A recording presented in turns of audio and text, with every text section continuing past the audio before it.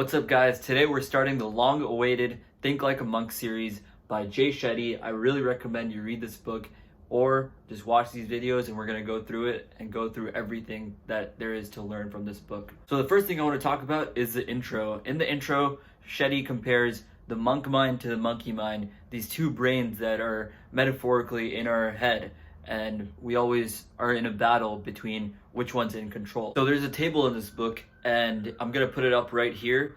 Please pause the video right now to read it. And so right off the bat, we can start thinking about a comparison within ourselves. When are we thinking like a monk, and when are we thinking like a monkey? And how can we think more like a monk and less like a monkey? As we become aware of these things, we'll be able to find our true selves and aim towards the monk mind at all times. Shetty ends the intro with a short story about an encounter he had at the first few days in the ashram.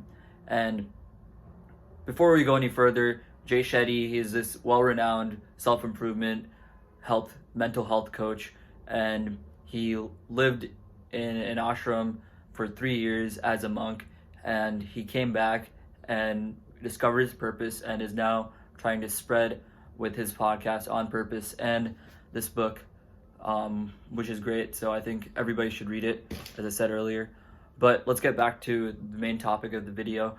And his story is an encounter with a child monk. And Shetty was frustrated in his first few days after renouncing all of his things and all of his relationships by going to the ashram. And the child monk realizes that Shetty is angry and disappointed and sort of feeling stressed out. But the child monk doesn't know anything about this guy, this man that he's seeing. And Shetty's surprised and asks, "How do you know this about me?" And he says, "It's because of your breath, the way you're breathing. I can tell by the way you're breathing, you're seeming frustrated." And that made him realize, and also made me realize when I was reading this, everything is in our breath.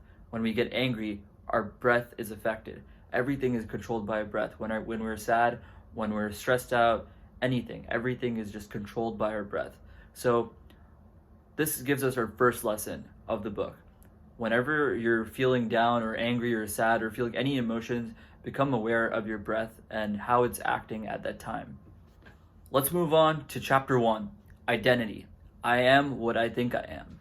In this chapter, Shetty talks about how our identity is tied up in what others think of us. But our identity is essentially our values, and values are an ethical GPS we use to navigate through our life. Our values are defined by what we experience while growing up. He talks about how he learned early on as a monk that our values are made of what we consume and whatever absorbs our mind. But our job here is not to be a monk, it's to become aware of these values so that we can find our identity. We need space, silence, and stillness to build this self-awareness. He had 3 suggestions for how to build this self-awareness. 1, on a daily basis, sit down to reflect on how the day went and what emotions you're feeling. Number 2, once a month, go to some place you've never been before to explore yourself in a different environment. And 3, get involved with something that's meaningful to you. And throughout the book, he has these exercises, so I'm gonna ask to pause the video and quickly do them and then come back to the video once you're done. The first exercise is to write down what values shape your life, and then write down the origin of these values. And to find these values, it can also be easier to think about what you do throughout the day, every day, and what kind of things do you think of every day. And this can take some time, and it'll take maybe a week or so of just writing these down every day and figuring out what is meaningful to you, what values do you hold true to yourself. The next step is to curate your values. There are higher values and lower values, and Jay Shetty uses the Gita for reference for these higher values and lower values. Higher values are fearlessness, purity of mind, gratitude, service and charity, acceptance, performing sacrifice, deep study, posterity, straightforwardness, nonviolence, truthfulness, absence of anger.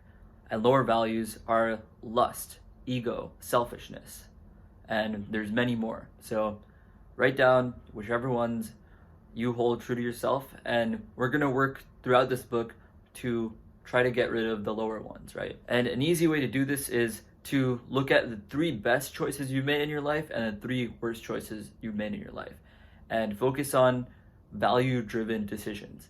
So every time you're making a decision throughout the day, think, do my values align with this? Are these higher values that align with this or lower values that align with this? And once we figure that out, we choose the higher values. And this will be hard, but it takes months and weeks and years to practice. That's why we're gonna do this for the long run, right? It's not gonna be instant.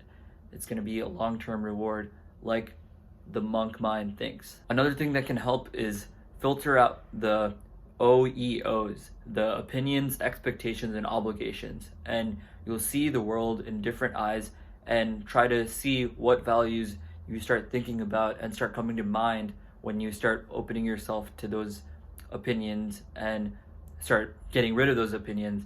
And the next step is to invite the world back in with open arms after you've gotten rid of these negative lower values. And a good thing to do here is to involve your friends as you're looking for your values and identity.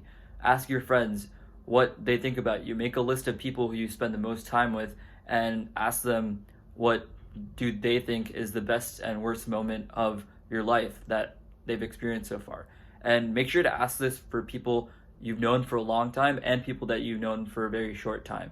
And you'll get a broad range of perspectives and it'll help you out in the long run. A lot of times when we make friends with people is because we share values with them. So make a list of people and the values that you share with them. And are you giving the most time to people that you align with the most closely? Or are you giving time to people that align with your lower values? And the goal is to become friends with the people that are aligned with your higher values. So that's identity. In the next video, we're gonna go over negativity, which is chapter 2.